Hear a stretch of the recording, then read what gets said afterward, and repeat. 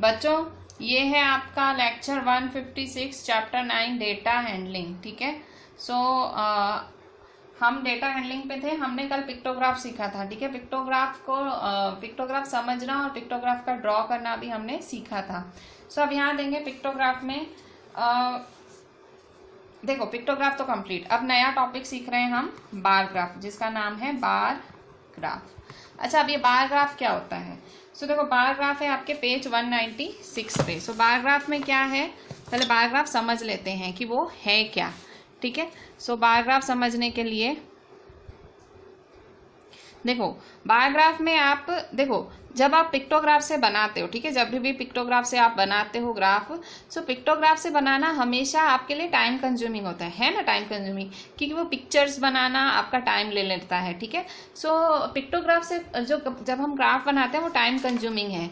ठीक है, सो हम अभी एक और तरह का ग्राफ पढ़ेंगे जिसका नाम है बार ग्राफ। ठीक है, पिक्टोग्राफ भी एक तरह का पिक्टोग्राफ तो एक ग्राफ बनाने का तरीका था, जिसमें हम ग्राफ कैसे बनाते थे, हम पिक्चर्स बना के बनाते थे, पर तरीका थोड़ा सा टफ है। किसी की ड्राइंग अच्छी हो जी, किसी की ना हो। कल आपने देखा होगा मैंने बल्ब कैसे बनाए थे। मेरी ड्राइंग अच्छी नहीं है, मैंने बल्ब बहुत गंदे बनाए थे। सो मतलब पिक्टोग्राफ में आपका जो तरीका है वो थोड़ा सा टाइम लेने वाला है। अगर मैं अच्छे से बनाने बैठूं, मैं बना सकती हूँ, बल्ब अच्छे भी बना सकती हूँ, ऐसे नहीं है, पर मेरा टाइम ले लेंगे। ठीक है, टाइम वेस्ट होगा मेरा। सो यही, पर मेरी प्रॉब्लम नहीं है, ये बहुत से लोगों की प्रॉब्लम है। सो पिक्टोग्राफ थोड़ा सा टाइम कंज्यूमिंग है और थोड़ा सा मेहनत कराने वाला ग्राफ है। तो उसके सामने फिर हम पढ़ेंगे अब बार ग्राफ। तो बार ग्राफ में ऐसा क्या महानता है, क्यों बार ग्राफ अपनाएं हम, पिक्टोग्राफ क्यों ना अपनाएं?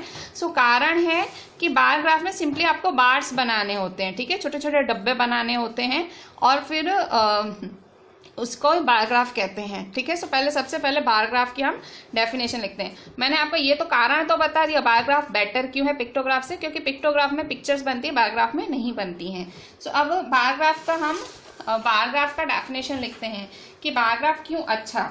सो बार ग्राफ क्यों अच्छा है, बार ग्राफ अच्छा है वो तो मैंने बता दिया। अब उसकी डेफिनेशन लिखते हैं। ठीक है, so bars of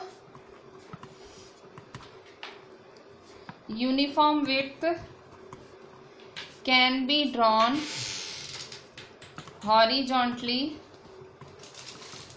or vertically with equal spacing between them. Such method of representing data is called a bar graph. ठीक है, सो बार ग्राफ क्या होता है? देखो बार ग्राफ होता है जब आप यूनिफॉर्म विड्थ, मतलब एक जितनी विड्थ आप दिखाते हो हॉरिजॉन्टली और सबके बीच में इक्वल स्पेसिंग रखते हो, इक्वल स्पेसेस रखते हो, और इस मेथड को कहते हैं बार ग्राफ। ठीक है, so bars of uniform width can be drawn horizontally और vertically with equal spacing between them. Such method of representing data is called a bar graph. ठीक है, सो इक्वल स्पेसिंग के बीच में जब आप जब आप बार बनाते हो उसे हम कहते हैं बार ग्राफ। ठीक है, सो या तो बार डायग्राम भी कहते हैं। ठीक है, सो इसकी शक्ल कैसी है, बनता कैसे है? सो ये बनता है, मैं आपको बताती हूँ, बहुत ही सिंपल है। अच्छा, पर इसके लिए आपको क्या यूज करना पड़ेगा? इसके लिए आपको तो देखो इस तरह से ग्राफ बनता है। ठीक है, सो ऐसे ग्राफ बनाया जाता है। ये बार ग्राफ बना हुआ है। ठीक है, इस तरह से बनता है ये। ठीक है, सो इस तरह से बार ग्राफ बनाया जाता है। ठीक है, इसको सीधी तरह से देखना है तो यहाँ देखो ये परफेक्ट है, ये बार ग्राफ ऐसे बनता है। ठीक है, ये एक्स एक्सिस होता है, ये वाई एक्सिस होता है। ठीक है, ये एक्स एक्सिस, ये वाई एक्सिस, और मैं आपको दिखाती हूँ किस में बनाने हैं। ये बार ग्राफ आपको इसमें बनाने हैं। ठीक है, ये जो ग्राफ के पेजेस होते हैं, ठीक है, इन ग्राफ के पेजेस में बनाने हैं आपको। ठीक है, ये ग्राफ पेज है। ठीक है, सो ये आपका ग्राफ पेज है, इस तरह से होता है। इसमें बार ग्राफ बनाया जाता है। ठीक है, आपके पास घर में ना हो तो आप मंगवा लेना, और मंगवाने का भी टाइम ना हो, फिर भले आप नोटबुक में बनाना, पर प्लीज़ आप मंगवा लेना, ठीक है। मैंने भी मंगवाया है आपको पढ़ाने के लिए, कि मुझे पढ़ाना था तो मुझे मंगवाना पड़े, आपको भी मंगवाना है, मतलब इसी पे ही प्रैक्टिस करना, ठीक है। ना हो, बिल्कुल नहीं अरेंज हो रहा हो, तो भले आप फिर फुल स्केप में ही बनाना अपनी नोटबुक में, पर जितना हो सके पहले इसको अरेंज कर लेना आप। पर अभी हम फिलहाल जो सम्स कर रहे हैं उसमें आपको ड्रॉ नहीं करना है, उसमें खाली बायोग्राफ को देख के आपको आंसर करना है। जैसे हमने पिक्टोग्राफ किया था ना, पिक्टोग्राफ में पहले आपको इन्फॉर्मेशन, भाई आपको देख के अपनी इन्फॉर्मेशन बतानी थी, और फिर बायोग्राफ में भी ऐसे ही है, पहले देख के इन्फॉर्मेशन बतानी है, फिर ड्रॉ करना है, ठीक है। सो एग्जाम्पल 9 देखते हैं हम लोग, एग्जाम्पल 9, ठीक है बच्चों। तो ये बायोग्राफ ये बना हुआ है, देखो एग्जाम्पल 9 है आपकी एनसीईआरटी में पेज 198। एग्जाम्पल 9 में बायोग्राफ बना हुआ है, ये देखो बायोग्राफ बना हुआ है। सो यहाँ देखो क्वेश्चन है, रीड द एडजॉइनिंग बायोग्राफ, कि ये बायोग्राफ रीड करो, मतलब ये बायोग्राफ देखो, showing the number of students in a particular class of a school. ये बायोग्राफ देखो जिसमें स्टूडेंट्स लिखे हुए हैं, नंबर लिखे हुए हैं, ठीक है। स्टूडेंट्स का नंबर लिखा हुआ है एक पर्टिकुलर स्कूल में, एक स्कूल में स्टूडेंट्स कितने हैं उसका नंबर लिखा हुआ है। आंसर द फॉलोइंग क्वेश्चंस, ठीक है। So A, what is the scale of this graph, इस ग्राफ की स्केल क्या है। अब स्केल का मतलब क्या होता है, ये देखो इन्होंने यहाँ लिखा है ना, वही स्केल हुई, 1 unit length is equal to 10 students. मतलब जो इन्होंने ये एक बॉक्स है ना, वो कितने के बराबर है, 10 स्टूडेंट्स के बराबर। ये एक बॉक्स कितने के बराबर है, 10 स्टूडेंट्स के बराबर है, ठीक है। फिर how many new students are added every year, हर साल कितने नए बच्चे ज्वाइन होते हैं। सो हर साल कितने नए, अभी ये बायोग्राफ बताओ कि हर साल कितने बच्चे ज्वाइन होते हैं। सो देखो यहाँ 2000 है ना, ये 2000 ईयर है, 2000 साल में 2000 ईयर, मतलब जब ईयर 2000 चल रहा था तब कितने बच्चे ज्वाइन हुए थे स्कूल में, 30 बच्चे। फिर जब 2001 ईयर था तो कितने बच्चे ज्वाइन हुए 2001 में, 2001 में 40 बच्चे ज्वाइन हुए। फिर 2002 में कितने बच्चे ज्वाइन हुए, 2002 में हुए 50 बच्चे ज्वाइन। 2003 में कितने बच्चे ज्वाइन हुए, 2003 में 60 बच्चे ज्वाइन हुए, ठीक है। सो 30, 40, 50, 60, ठीक है। सो 2000 ईयर में 30 बच्चे ज्वाइन हुए, 2001 में 40 बच्चे, 2002 में 50 बच्चे, 2003 में हुए 60 बच्चे, ठीक है। सो आप बताओ कितने कितने बच्चे बढ़ रहे हैं हर साल, 10 बच्चे बढ़े, फिर इस साल भी 10 बच्चे। सो बोल रहा है how many new students are added every year, so every year 10 new students, हर साल 10 न्यू बच्चे, 10 न्यू स्टूडेंट्स। अच्छा, what is the scale of this graph, इस ग्राफ का स्केल क्या है। So 1 unit length is equal to 10 students.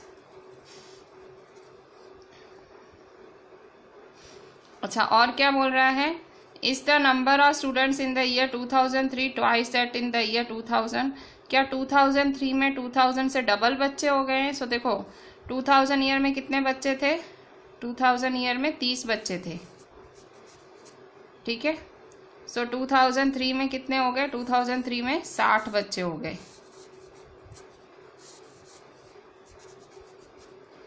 30 है और ये 60 हो गए, ठीक है। सो 30, 60। So is the number of students in the year 2000 twice that in year 2000। सो 30 थे और ये 60 हो गए, ठीक है। सो डबल हो गए ना, सो यस 2003 में डबल हो गए। इस द नंबर क्या डबल हुए, हाँ देखो 2003 में कितने बच्चे थे 30 और 2003 में 60, सो डबल हुए, ठीक है। सो इसका आंसर ये, इसका आंसर ये और इसका आंसर ये, ठीक है। उसी तरह से हम लोग एक्सरसाइज 9.3 का क्वेश्चन 1 का ग्राफ भी देखते हैं और उसको भी अंडरस्टैंड करते हैं। सो एक्सरसाइज 9.3 का ग्राफ देख के हमें आंसर करना है। क्वेश्चन है, the bar graph given along side shows the amount of wheat purchased by government during the year 98-2002। Question क्या बोल रहा है कि हमने जो बार ग्राफ दिखाया है उसमें सरकार ने गेहूं खरीदी है, गेहूं ईयर 98 से ईयर 2002 तक खरीदी है गेहूं, ठीक है। रीड द बार ग्राफ, इस बार ग्राफ को रीड करो, रीड करना मतलब देखो, read the bar graph and write down your observations, और इसको रीड कर करके अपने ऑब्जर्वेशंस लिखो, मतलब अपने आंसर्स लिखो। इन विच ईयर वॉज, कौन से साल, ए द वीट प्रोडक्शन मैक्सिमम, कौन से साल सबसे ज़्यादा गेहूँ आई थी, बताओ कौन से साल सबसे ज़्यादा गेहूँ है। सबसे ज़्यादा ये जो बार है किसका लंबा दिख रहा है, देखो, सो देखो सबसे ज़्यादा लंबा बार इसका दिख रहा है, ठीक है। सो कौन से ईयर में, 2002 में, ठीक है।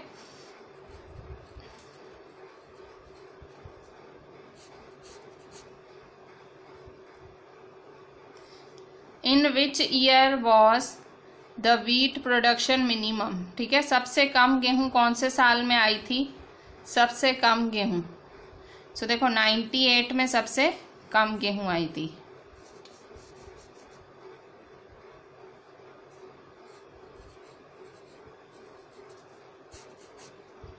ठीक है। 2002 में सबसे ज़्यादा गेहूं आई थी और 98 में सबसे कम, ठीक है। सो दिख रहा है ना, ये 15, ये इतनी 15 ही है, 15,000 टन्स। देखो इसने लिखा है 1 unit length is equal to 15,000 tons, sorry 5,000 tons, मतलब 1 यूनिट लेंथ 5,000 टन्स के बराबर है, ठीक है। अच्छा, अब नेक्स्ट क्वेश्चन 2।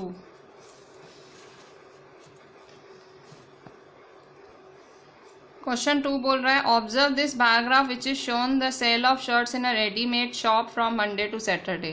क्वेश्चन 2 है आपका पेज 199 पे। क्वेश्चन 2 कह रहा है इस बार ग्राफ को देखो, ये बार ग्राफ देखो, इस बार ग्राफ में शर्ट्स की सेल है, शर्ट्स की बिक्री है मंडे से सैटरडे तक, ठीक है। मंडे से सैटरडे तक शर्ट्स की बिक्री लिखी हुई है, ठीक है। So Monday, Tuesday, Wednesday, Thursday, Friday, Saturday, ये डेज हैं। और यहाँ देखो 0, 5, 10, 15, 20, 25, 30, सो इस तरह से ये नंबर ऑफ शर्ट्स हैं, ठीक है। सो अब यहाँ देखो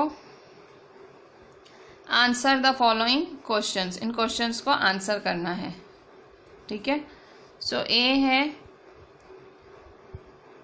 what information does the above graph give, मतलब ये ग्राफ किस चीज़ का इंफॉर्मेशन दे रहा है, तो ऊपर ही लिखा हुआ है सेल ऑफ शर्ट्स, ठीक है, फ्रॉम मंडे टू सैटरडे। तो यहाँ क्या लिखोगे, sale of shirts from Monday to Saturday, ठीक है, कि ये ग्राफ किसकी इंफॉर्मेशन दे रहा है, सेल ऑफ शर्ट्स की, ठीक है।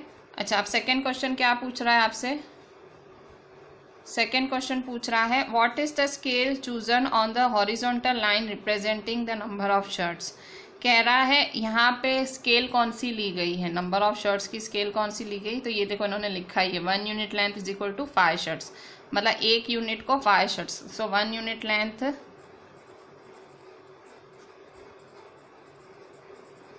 Is equal to 5 shirts.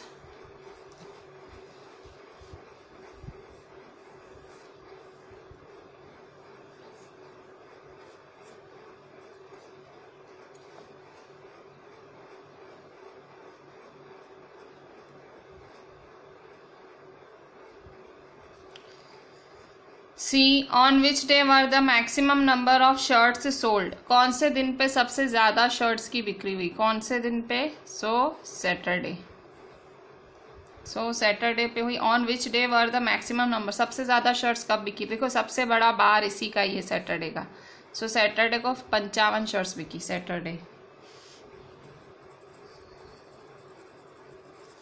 How many shirts were sold on that day, so कितनी बिकी, सैटरडे को कितनी शर्ट्स बिकी हैं, सो यहाँ देखो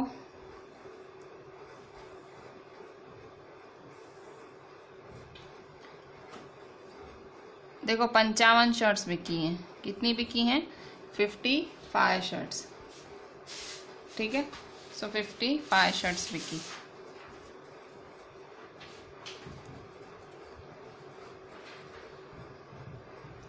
अच्छा, फिर कौन सा पूछ रहा है आपसे क्वेश्चन, दिख रहा है ना 55 शर्ट्स, देखो मैंने सीधा ही में देखा, ठीक है। अच्छा, on which day were the maximum number of shirts sold, sorry minimum, सबसे कम, मिनिमम मतलब सबसे कम कब। अब इसमें देखो सबसे छोटा कौन है, बार, सबसे छोटा बार कौन सा है। सो मिनिमम शर्ट्स कौन से दिन पे बिकी हैं, ट्यूसडे को बिकी हैं। सो ट्यूसडे को कितना है देखो यहाँ पे, सो 10, कितना है 10 shirts. So on which day, so Tuesday.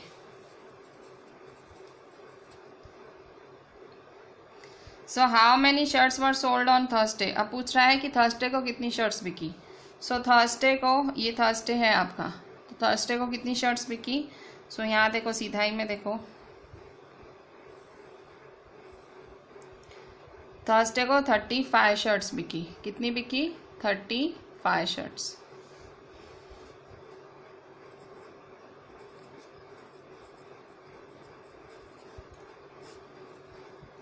ठीक है, सो 35 शर्ट्स बिकी। सो इस तरह से ये 5 क्वेश्चन के आंसर्स हैं, ठीक है। व्हाट इन्फॉर्मेशन कह रहा है, क्या इन्फॉर्मेशन मिल रही है। सो ये रहा क्वेश्चन में ही लिखा है। फिर पूछ रहा है व्हाट इज द स्केल, तो ये है आपकी स्केल, ठीक है। फिर क्या बोल रहा है, on which day were the maximum number of shirts sold, कौन से दिन पे सबसे ज़्यादा शर्ट्स बिकी, तो सैटरडे को। फिर हाउ मैनी शर्ट्स, कितनी बिकी, सो 55, ठीक है। On which day were the minimum number of shirts sold, सबसे कम शर्ट्स कब बिकी, 10 पर वो डे पूछ रहा है, ठीक है। सो ट्यूसडे, ठीक है, ट्यूसडे को। हाउ मैनी शर्ट्स, कितनी शर्ट्स बिकी थर्सडे को, सो थर्सडे को 35 शर्ट्स बिकी, देखो सीधा ही चेक की, ठीक है। सो इस तरह से बार ग्राफ को देख के, अच्छे से देख के आप ये आंसर्स कर सकते हो, ठीक है। अब क्वेश्चन 3 देखो,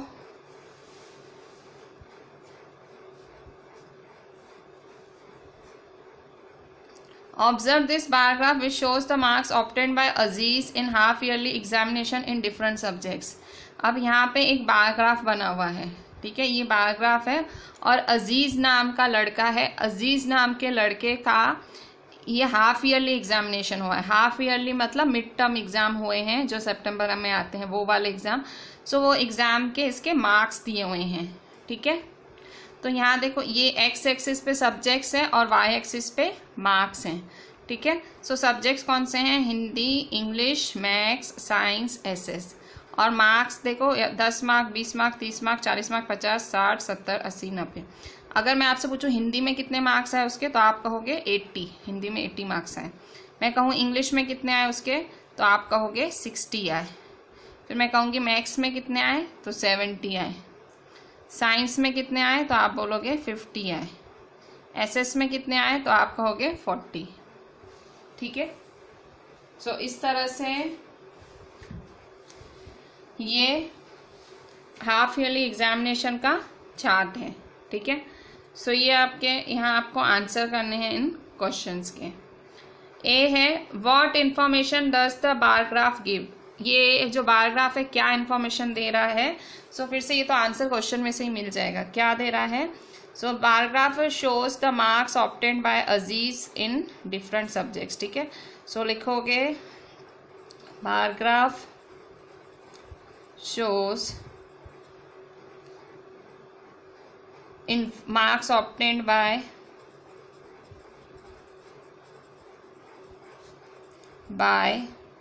अजीज,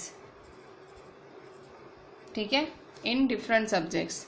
सेकेंड बी पूछ रहा है name the subject in which Aziz scored maximum marks, Aziz ने सबसे ज़्यादा मार्क्स किस में स्कोर किए, तो अजीज ने सबसे ज़्यादा मार्क्स स्कोर किए हिंदी में। देखो मैक्सिमम मार्क्स हिंदी में 80 हैं, ठीक है, सबसे मैक्सिमम मार्क्स हिंदी में स्कोर किए।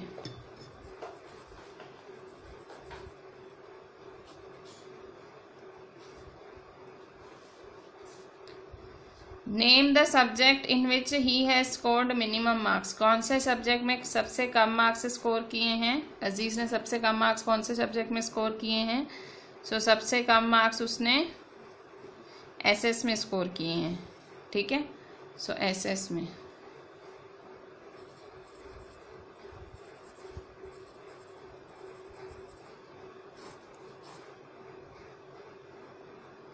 ठीक है। सो डी क्या पूछ रहा है, state the name of the subjects and marks obtain in each of them. Subjects के नाम लिखो और उनकी मार्क्स लिखो। सो सब्जेक्ट के नाम और उनकी मार्क्स कैसे लिखोगे?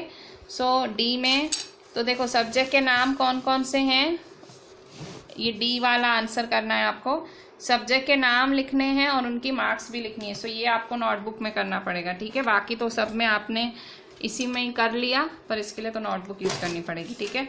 सो क्वेश्चन 3 का डी, क्वेश्चन 3 का डी, इस डी में आपको नोटबुक यूज करनी है। State the name and marks obtain in each of the them.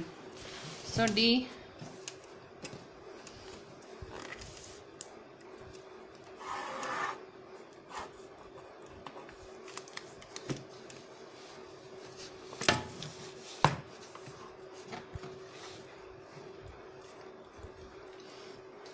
So name of subjects. So Hindi, English, Maths, Science, SS। तो हिंदी में कितनी मार्क्स आई? 80 मार्क्स। इंग्लिश में कितनी मार्क्स आई? 60। मैथ्स में 70। साइंस में 50 आई और एसएस में आई 40, ठीक है। सो इस तरह से ये मार्क्स ऑब्टेन हुई, ठीक है। सो यहाँ बारग्राफ को देख के ही आंसर करना है सारा। ये बारग्राफ को देखोगे, ये जो बारग्राफ देखा आपने, ठीक है,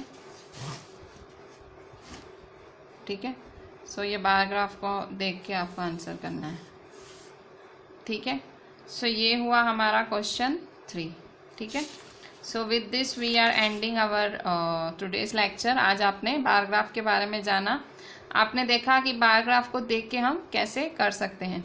सो हम नेक्स्ट लेक्चर में बारग्राफ बनाना सीखेंगे। सो मे बी आज आपके पास किसी के पास ग्राफ ना हो, मैं पहले ही बोल देती हूँ, आप कल तक ग्राफ अरेंज कर लेना। सो हम कल ग्राफ बनाना सीखेंगे, ठीक है। So I am ending my lecture here only. आज हमने बारग्राफ को देख के आंसर करना सीखा, कल हम बारग्राफ बनाना सीखेंगे। बारग्राफ बनाने के लिए आपको पेंसिल, स्केल, इरेजर और एक ग्राफ चाहिए। ग्राफ मैंने आपको शुरू में ही दिखा दिया था। वैसा ग्राफ आप मार्केट से मंगवा सकते हो, या पिछले साल के पढ़े हो तो पिछले साल के यूज़ करो, किसी बड़े भाई बहन के हैं तो उनके यूज़ कर लो, ठीक है। So with this I am ending today's lecture and we will do the bar graphs in the next lecture. Thank you.